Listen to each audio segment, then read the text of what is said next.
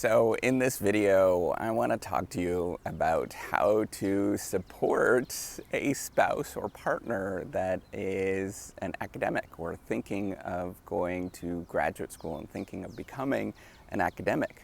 So if you don't know me, I am Professor Dave Mastak. I'm Associate Professor of Innovation Strategy and Entrepreneurship. And I created this whole reciprocity project to give back as much as I possibly can. There are so many people that help me out that I want to pay the favor for it to help you out. So I'm thinking about how to actually support a spouse that is an academic, because it is my wife's 16th anniversary coming up at the end of this week. And that's pretty cool, I think, that we've been married. We actually got married when I started the PhD program that I wanted to, or that I was going into. So I finished my master's, and then I went into a PhD program at the University of Western Ontario in business administration. And we've been together since, and it has been a real journey. So she finished, she's a veterinarian, and she'd finished veterinary school.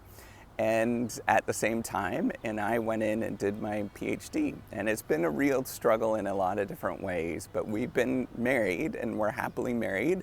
It's not to say that there isn't sort of ups and downs throughout the process. And it's like anything that you go through. I want to actually talk about this process that you might be thinking about, and talking about if your spouse is thinking of becoming an academic. So, you know, the first thing that you have to realize, and I think it's still a struggle for all of us, or for my wife and I, is that there is a lot of sort of social comparison that goes on within the process, which sort of drives you to feel that you're inferior. And often when you feel inferior, then it comes out in various different ways. You're going to go through a lot of different bouts of feeling not great about yourself. And my wife has been very good, because she's always grounded me whenever I start feeling like that in various different ways. And she's also learned, I would say that she's learned how to do this and to identify when I start feeling like that. And that is a really good skill that you might want to learn and develop. And, you know, there's various different ways that you can learn to do that, but sort of pick up on that moment when there is maybe tension that's going on in the relationship, and know that it's probably not, it's not you, right? It's not the spouse that's actually sort of dealing with that. It's probably something else that's going on at, you know, within this sort of academic community that's driving those emotions. I think that that is a really important thing to think about and take time to realize that there is just, there's a lot of stress in the unknown. And I know that seems weird, but you know, the one thing that if you are an academic, you're venturing off into the unknown, and you really actually don't have a lot of support often, because you're the only person that's doing that thing. And so you take on a tremendous amount of stress, and that stress comes out in sort of emotional responses to other people that are in your surrounding. And so it could be your spouse. So take the time whenever that's happening, just, you know, slow it down and have a conversation with them.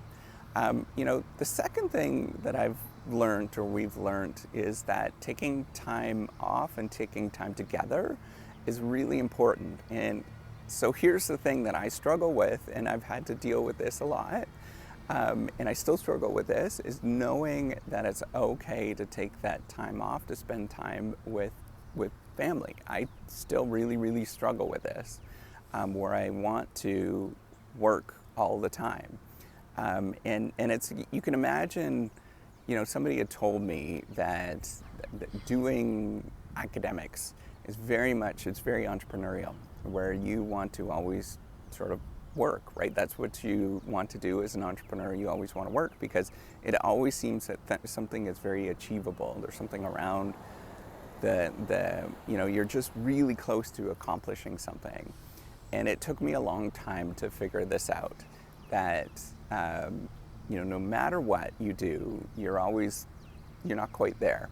And so it is a struggle for, you know, the person that's going through this to deal with this. And so just be there in the sense of forcing them to spend some time with you, and to spend some time with, maybe it is having a breakfast or something, or, spending an entire Sunday going and doing some really fun, trip someplace.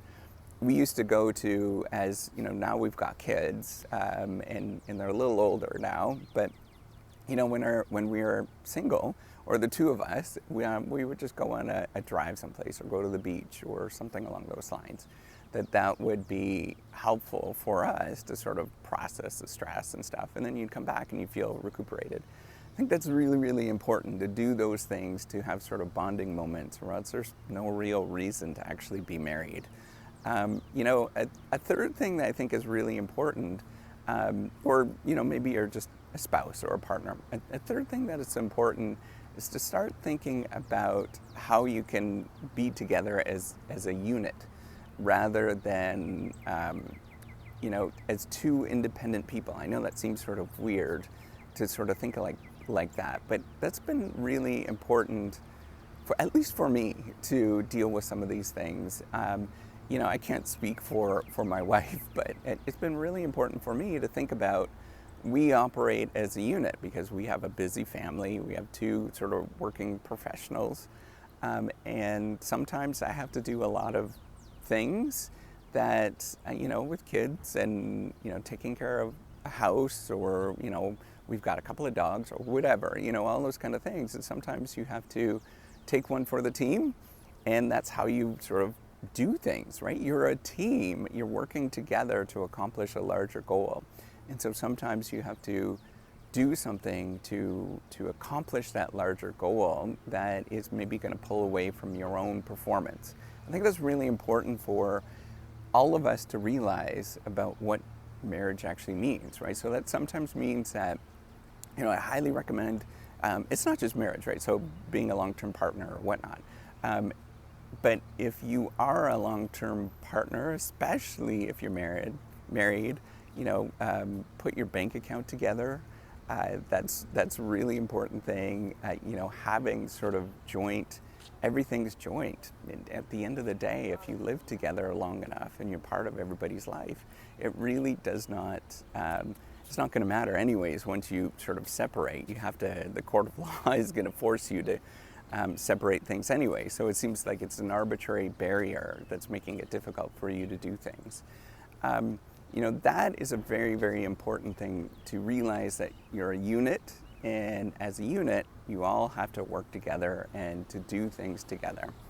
Now, I think the last thing that is important for, especially being a spouse, is to know that there's going to be a lot of things that you don't really understand.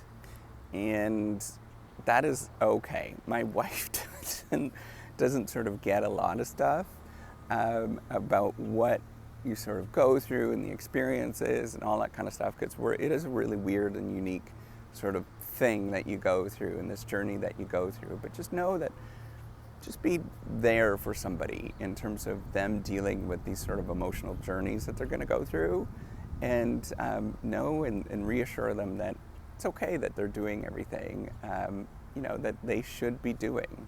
And sort of just be there together as a unit, where you are talking things through, having those regular sort of moments where you talk things through, especially when things are not great, are going to help you out as a couple, as not only just a couple, but as individual people.